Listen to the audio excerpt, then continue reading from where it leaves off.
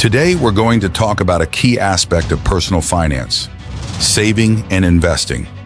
Saving and investing are two crucial components of personal finance. They're different, but both are important for building wealth and securing your financial future. Saving is setting aside money you don't spend now for emergencies or for a future purchase.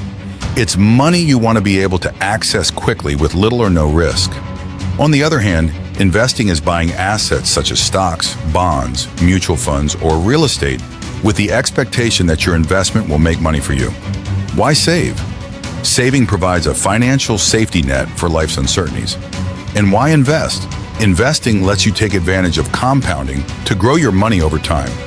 Compounding is when the money you earn from your investments is reinvested for the chance to earn even more. However, investing involves risks, including the potential loss of principal, and it's important to do your research and consider your risk tolerance when investing.